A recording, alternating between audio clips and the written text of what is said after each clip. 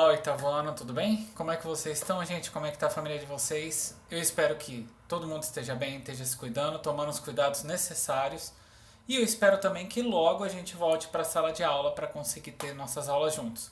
Enquanto isso, para tentar ajudar vocês com as matérias novas, com os conteúdos, para vocês fazerem as atividades que vocês vão ter que fazer, alguns professores perceberam que era necessário gravar alguns vídeos ou tomar algum procedimento que ajudasse vocês a compreender a matéria.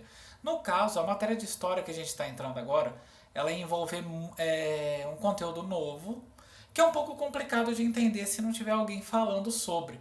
Então, o que eu decidi fazer? Eu estou gravando esse vídeo para vocês, tentar fazer ele o mais curto possível, mas infelizmente a matéria é um pouco longa mesmo, tá? Então, eu espero que ele consiga, que ele sirva para ajudar vocês a fazerem as atividades, tá bom? Detalhe, a gente vai falar de Revolução Francesa. A Revolução Francesa, ela foi um período de 10 anos e ela influencia todas as repúblicas modernas até hoje. Isso vai estar na cor das bandeiras, ou melhor, não na cor, às vezes na cor, mas principalmente na divisão em três partes, porque a bandeira francesa é dividida em três cores. Então, a bandeira tricolor é um símbolo que se carrega até hoje nas repúblicas modernas. Nas instituições, na divisão das instituições como executivo, legislativo e judiciário, vai estar nos valores que a gente defende, como, por exemplo, o direito à propriedade privada, e vai estar mais um monte de coisas na Constituição dos países, das repúblicas modernas, e por aí vai. Então é importante a gente entender ela para a gente entender como que é a sociedade hoje e por que a gente é como é. Talvez entendendo ela, a gente conseguisse, se a gente estudasse mais essa revolução, a gente conseguisse evitar, inclusive, certos problemas que a gente tem na política moderna. Então vamos lá. Ó, vocês vão ver normalmente eu ir com a mão até a tela. Por que isso acontece? Porque eu estou gravando do meu celular. Além de eu não ter expertise de gravar no celular, eu não tenho a capacidade de editar, então às vezes eu posso gaguejar ou me esquecer de alguma coisa e ficar um tempo pensando, e isso é normal, tá, gente? Vai ser mais ou menos como é na sala de aula. Mas confia em mim, vamos com fé que a gente consegue terminar isso aqui. Então, como eu comentei, foi um evento que já aconteceu há bastante tempo, então vamos colocar a data. 1789 foi essa revolução.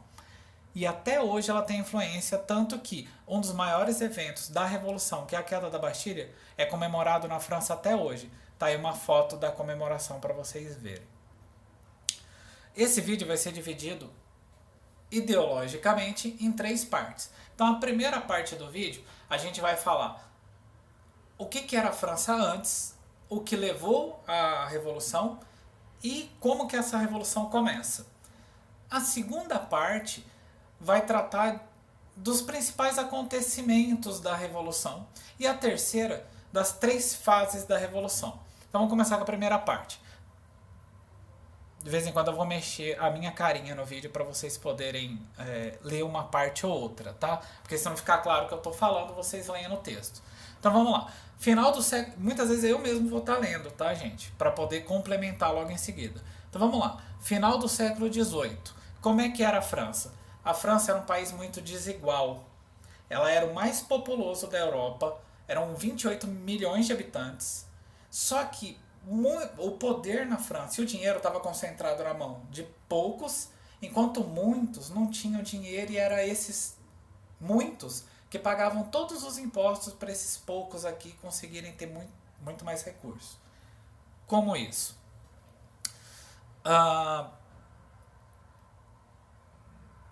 Até por isso que tem um marcador ali do lado falando que era um dos países mais injustos da Europa, né? Como isso? A França era dividida, e até essa divisão é política, em três estados.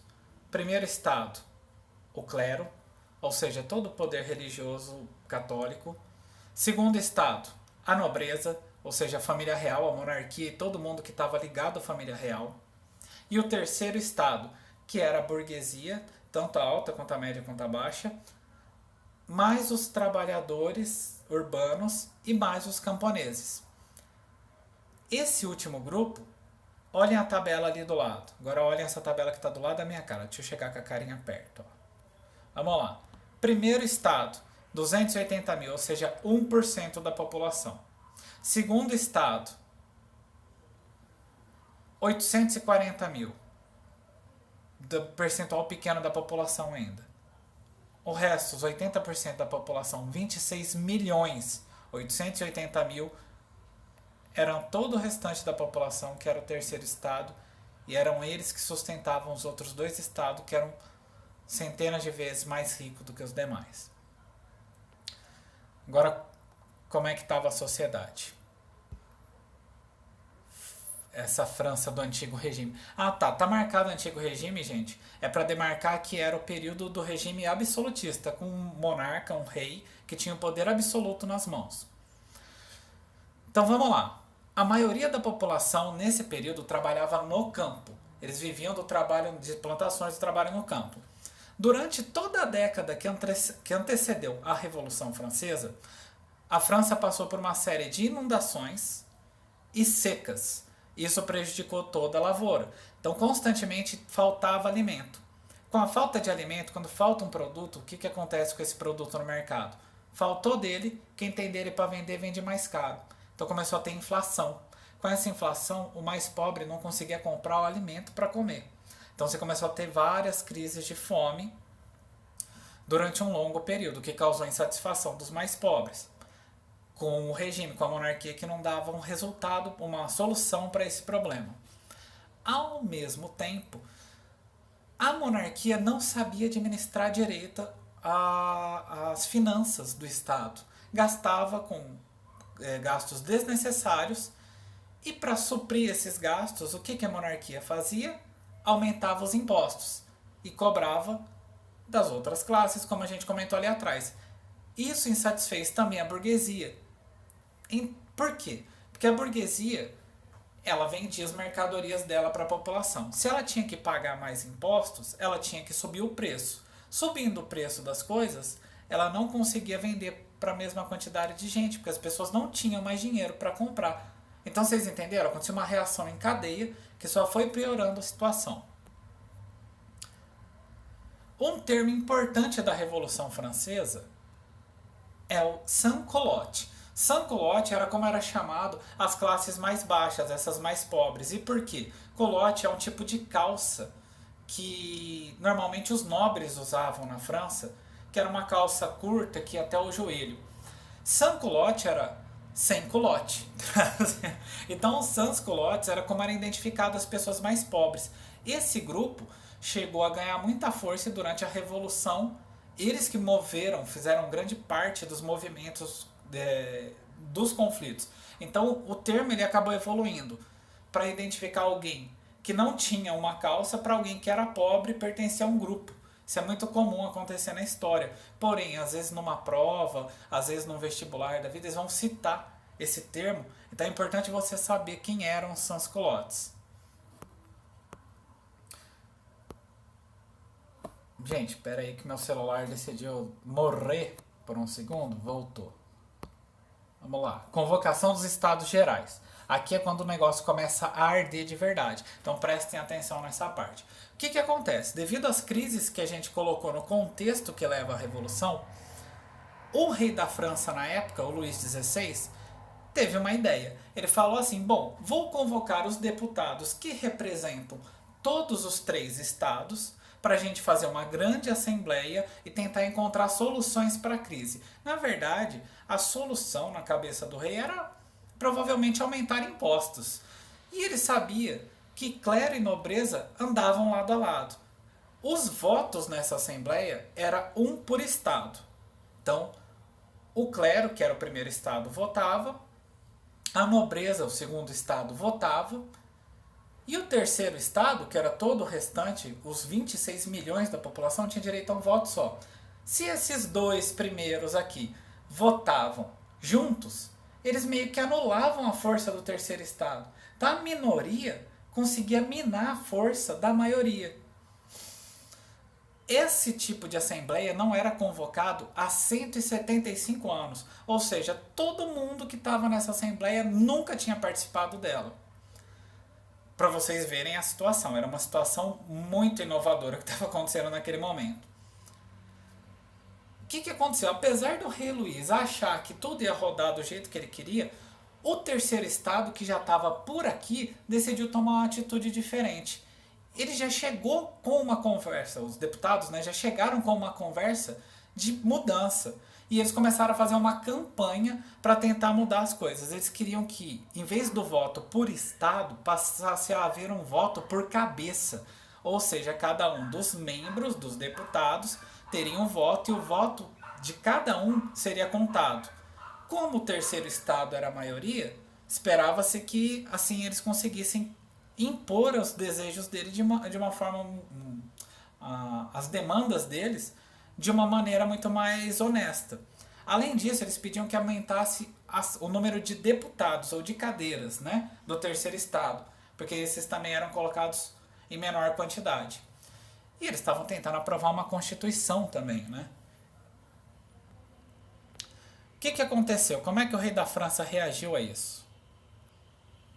O rei da França, logo no início da Assembleia, vendo que a coisa não estava boa para o lado dele, decidiu que iam manter as situações como estavam.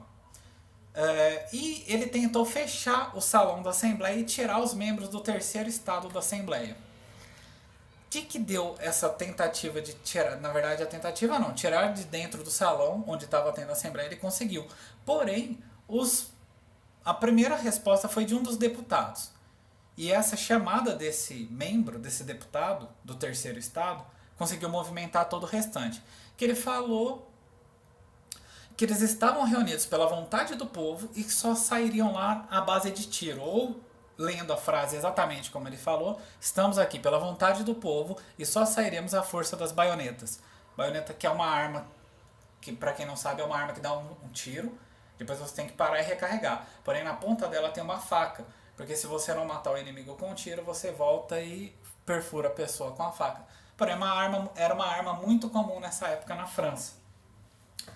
Enfim, eles tiveram que sair do salão e se reuniram num outro salão, um outro salão dentro do local onde estava tendo a Assembleia. E lá eles se declararam em Assembleia Nacional dentro desse salão e disseram e começaram a elaborar uma nova Constituição. Meio que assim, esquece os outros estados, estamos tomando as nossas decisões aqui.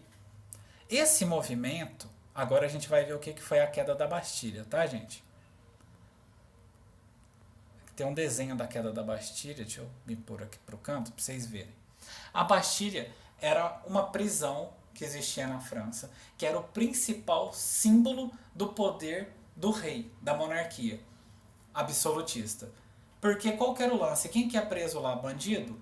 Não, o principal grupo que era preso lá era quem se opunha ao rei. Então, se você era oposição ao rei, e o rei não ia com a tua cara, você ia ser preso lá sem julgamento e sem direito à defesa. Então, esse era o símbolo do poder da monarquia.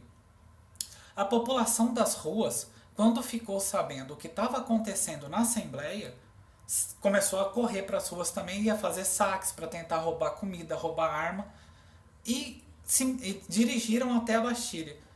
Nesse movimento, o próprio exército francês se juntou com a população contra o rei e foram atacar a Bastilha e conseguiram derrubar a Bastilha. Então, essa queda da Bastilha é um grande marco porque ele denota a perda da força da monarquia absolutista.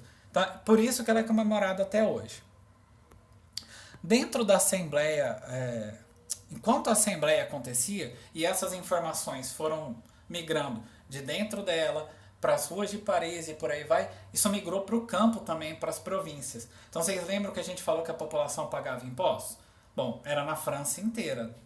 Então você tinha várias províncias, várias pequenas localidades, onde você tinha castelos e os nobres daqueles castelos recolhiam os impostos também.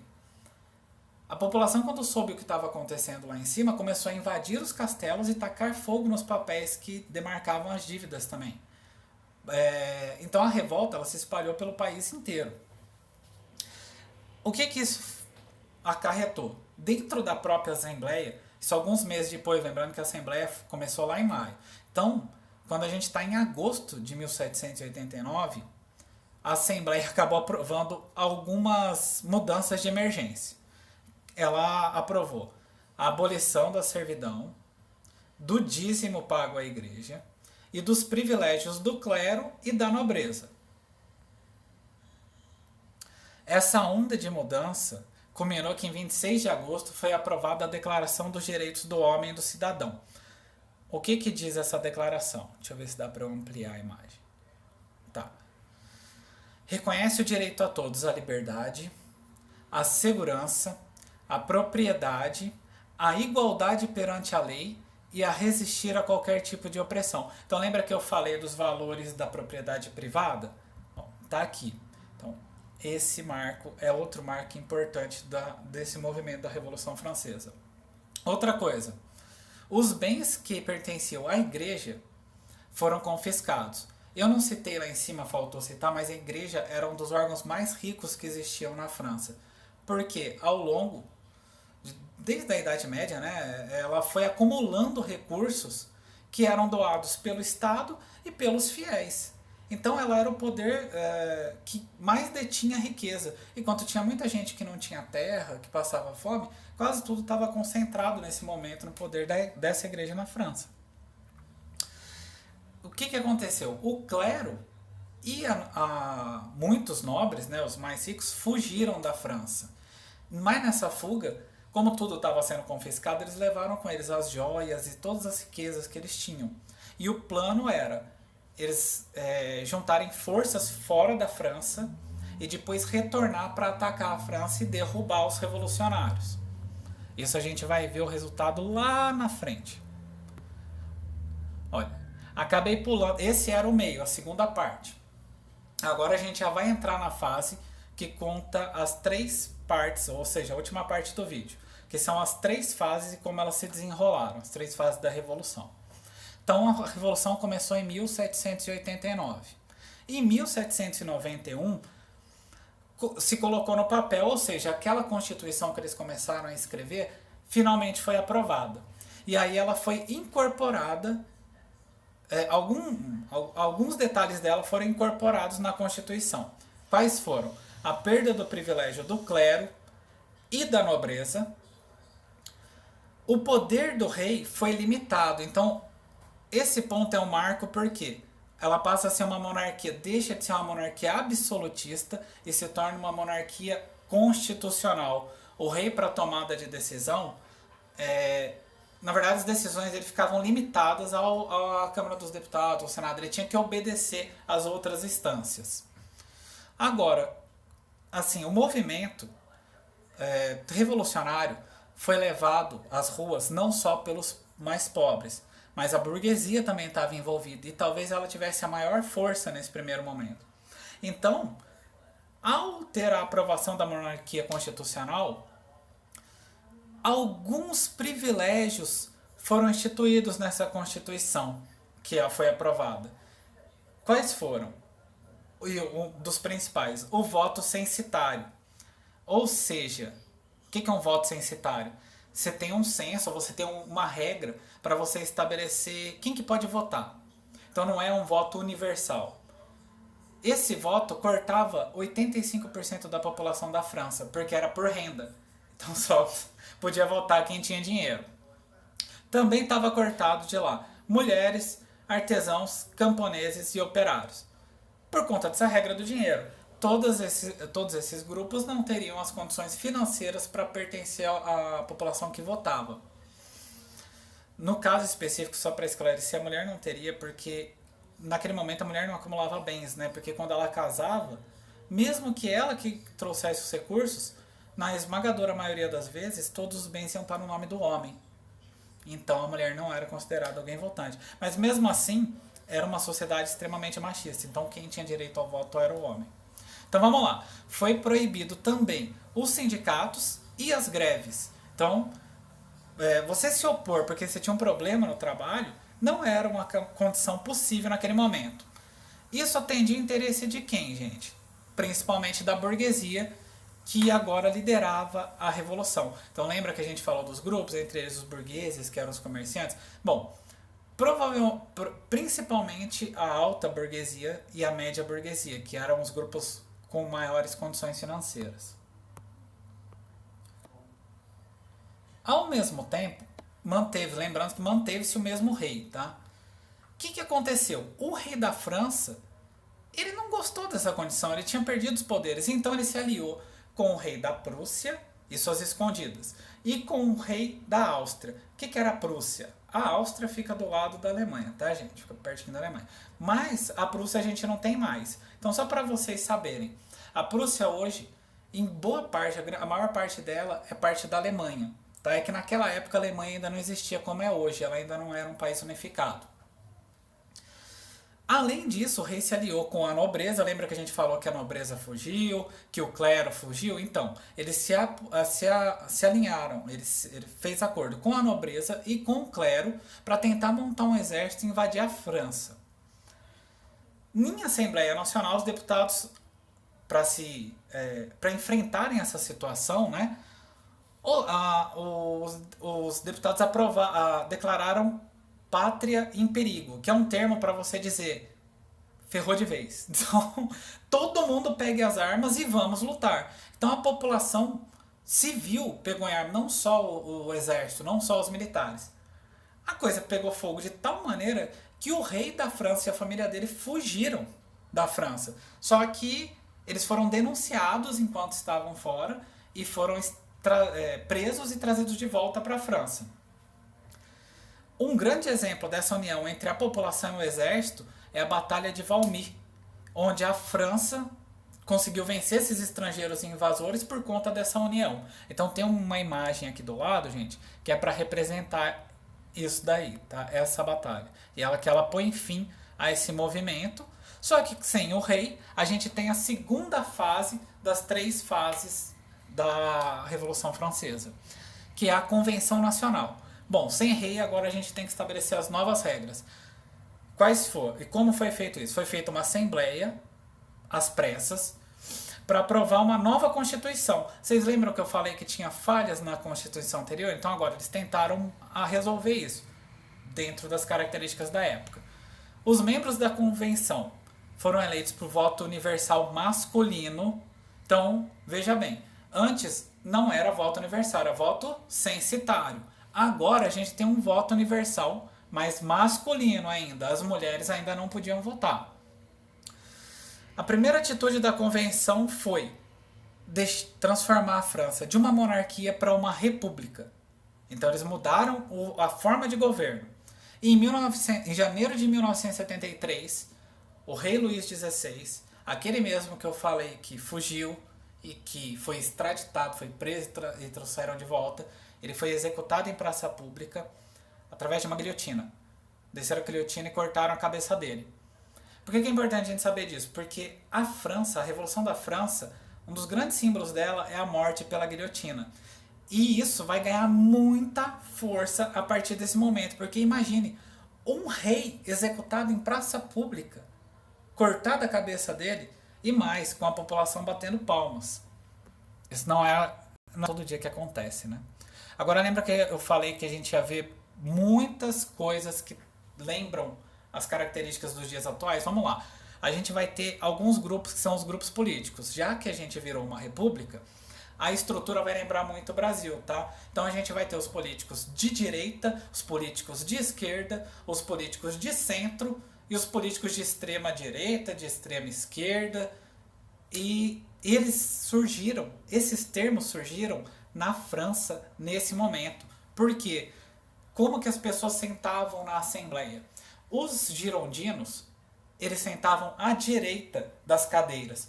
E esses que sentavam à direita defendiam a alta e a média burguesia. Ou seja, os banqueiros, a classe mais... os industriários, a classe mais rica da burguesia e a classe média da burguesia. Os jacobinos, que é o segundo nome que a gente tem aqui, se sentavam à esquerda. Eu vou mudar agora o meu rosto para que vocês, se estiverem lendo o que eu estou falando, vocês consigam ler os trechos de baixo. Os jacobinos sentavam à esquerda e eles defendiam as classes mais pobres, que era a pequena burguesia, profissionais liberais, médicos, advogados, os artesãos, enfim, e os pequenos lojistas. E o principal líder deles é Robespierre. Por que a gente está falando o nome do principal líder? Porque a primeiro modelo de governo, esse que a gente colocou dentro da República, ele vai ser comandado pela esquerda, pelos jacobinos. Então vale a pena a gente guardar o nome Robespierre. Depois a gente tinha os Cordeliers, em francês, é difícil de pronunciar, gente. Mas tenta associar mais com cordilheira, de montanha, sabe? As cordilheiras, as montanhas. Porque eles eram chamados de montanheses, porque eles sentavam. Eles não eram direita e esquerda, eles eram extrema esquerda. Porque eles sentavam no topo das cadeiras, e daí que veio o termo, eles sentavam nas cadeiras mais altas. E eles queriam uma reforma agrária radical, eles queriam mudanças radicais, e eles eram extremistas. Por fim, a gente tem o grupo dos planície. Os planícies sentavam no meio, e dependendo da situação, ou eles iam estar do lado dos jacobinos, ou eles iam estar do lado dos girondinos. Eles iam para o lado onde eles iam ter mais vantagens. Até hoje existe esse tipo de conceito na política, que você tem o centrão, né, os partidos de centrão, você tem os partidos de esquerda, tem os partidos de direita e tem os partidos de extrema direita e de extrema esquerda. E eu digo isso no Brasil, tá, gente? Não só na França, isso no Brasil e no mundo, né? E a gente herdou isso deles. Jacobinos no poder. Eu falei que primeiro era jacobinos, bom, tá aí. O que aconteceu? Assim que os jacobinos executaram o rei, a oposição contra os jacobinos ficou muito mais forte. E os jacobinos, para tentar melhorar a situação deles, eles tentaram fazer alguns programas para melhorar a imagem deles. Então eles criaram alguns órgãos especiais, que era o Comitê de Salvação Pública, que esse era comandado pelo Robespierre, que era o líder principal líder dos jacobinos, então era o principal líder de governo. E para tentar resolver a crise financeira e econômica que a gente está conversando que existia na França e estava acontecendo até agora, o que eles fizeram? Primeiro, eles tentaram redistribuir as terras dos nobres que eles tomaram com os camponeses. Então foi um programa social e uma reforma agrária, uma forma de reforma agrária. Aboliram a escravidão das colônias que a França tinha, porque a França ainda tinha tomado terras de outros países, né, e ela tinha colônias. Então essas colônias, eles aboliram a escravidão. Tornaram o ensino primário obrigatório e gratuito, que até o momento não era. E tabelaram o preço dos alimentos. Qual é que é essa? A inflação não acontecia sempre, como a gente comentou. Então eles pegaram e falaram assim, peraí, arroz, feijão, batata, etc. vai ficar até esse preço. Não pode ser mais caro que isso. Ao tabelar o preço, você tentava conter a inflação. Vocês entenderam?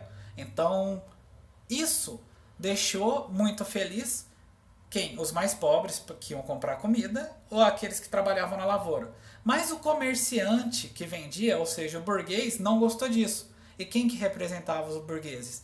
Os girondinos. Então a oposição contra os jacobinos começou a ficar mais forte ainda nesse momento. Para piorar a situação, um outro líder dos jacobinos foi assassinado. Vou pegar aqui, tem uma imagem dele aqui. Um outro líder dos jacobinos foi assassinado. E aí os jacobinos radicalizaram o regime. Começaram a perseguir todos os inimigos políticos, todo mundo que se punha contra eles, e no meio dessa perseguição, eles começaram a guilhotinar todo mundo sem julgamento, sem chance de defesa. Inclusive, líderes da revolução que acabaram questionando o comportamento da nova liderança. Então, assim, gente que tinha lutado para mudar a França e questionou a forma como o governo estava sendo naquele momento, acabou morrendo também. Os girondinos, nesse momento, aproveitaram disso e se uniram ao planície. Lembra que a gente falou? Girondinos e planície. Planície seguia a onda de para cada lado que ia. Aonde fosse mais favorável, eles iam atrás. Então, nesse momento, os girondinos se juntaram aos planície, deram um golpe contra os jacobinos e mataram Robespierre, que era a liderança.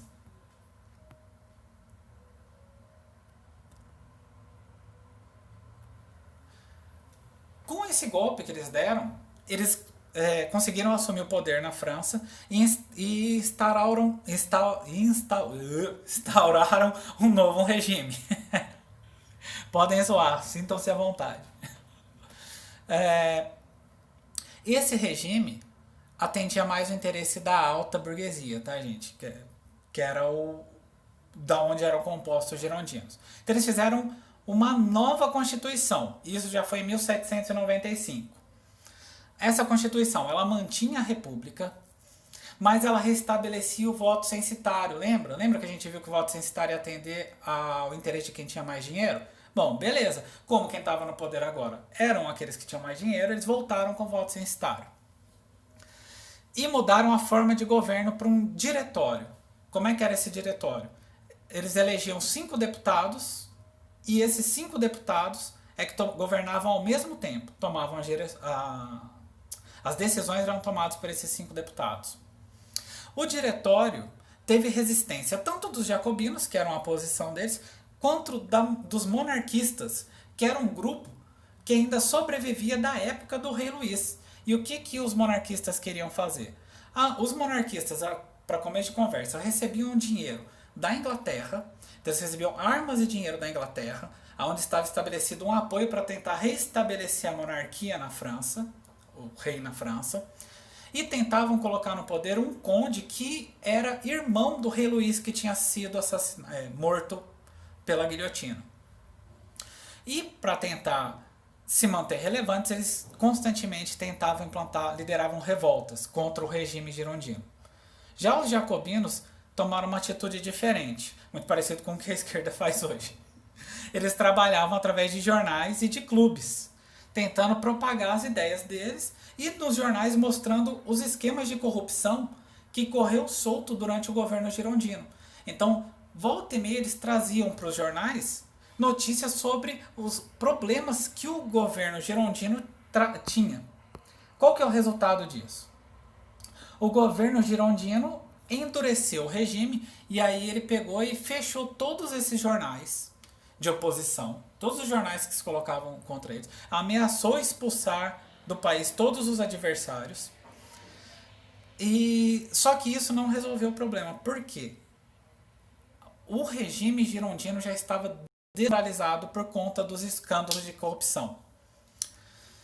E aí os jornais que sobraram e a população de um modo geral começou a acreditar que era melhor que um líder forte assumisse o poder. Isso é muito comum acontecer nas repúblicas, nas democracias, no mundo moderno, e isso aconteceu lá também, tá, gente? Então era importante a gente tirar essa lição, que quando a população está passando fome, está vivendo em crise há muito tempo, que está tendo muita corrupção no governo, as pessoas acham que um regime totalitário é que vai dar solução a isso. Historicamente, a gente vê que isso nunca dá certo. E a gente poderia olhar esse caso da França para poder ter tirado o exemplo. Mas, bom, a história é assim, né? Às vezes fatos parecidos acontecem ao longo da história. Nesse momento específico da França, ó, podem ficar calmos porque essa é a última parte do vídeo. Na verdade, essa é a última tela do vídeo. Nesse momento, um general estava ganhando, general bem jovem, estava ganhando expressão, porque ele venceu várias batalhas, tanto dentro da França quanto fora da França. Era Napoleão Bonaparte. E aí o nome dele começou a ventilar nos jornais e entre a população. Aproveitando disso, o Napoleão se uniu com a burguesia e aplicou um golpe contra o diretório. O golpe foi... Esse golpe tem um nome, tá? Golpe de 18 Brumário. Guarda esse nome. Por que ele tem esse nome? Quando a Revolução Francesa aconteceu, eles mudaram tanta coisa na França que até o calendário mudou naquela época. E aí os dias tinham outras regras para ser computados. O dia 18 de Brumário é o 18 do mês das brumas, que é o mês que tem mais nevoeiro na França. Então bruma significa nevoeiro. O 18 de Brumário é o dia 18 do mês das brumas, que coincide com o dia 10 de novembro. Então, dia 10 de novembro é o dia 18 de Brumário. Depois a França volta com o calendário normal. Mas Vejam lá. Então, o golpe de 18 de Brumário, que aconteceu no dia 10 de novembro de 1799, 10 anos depois do começo da Revolução, colocou Napoleão no poder e encerrou a Revolução Francesa, que é uma revolução burguesa. Então, após 10 anos de revolução, ela se encerra com Napoleão assumindo o poder através de um golpe. Gente, isso é tudo que vocês tinham que ver nesse momento sobre a Revolução Francesa. Eu espero, sinceramente, que o vídeo ajude vocês a estudarem, que seja claro, que vocês consigam me entender falando, que vocês riam bastante das horas que eu me perco, e principalmente como eu vou desligar o vídeo agora, porque eu vou ter dificuldade para baixar a tela. Deixa eu ver se eu consigo. E aí vocês vão ver eu tentando meia hora conseguir. Tchau, gente, um forte abraço e até o próximo vídeo ou até a próxima aula.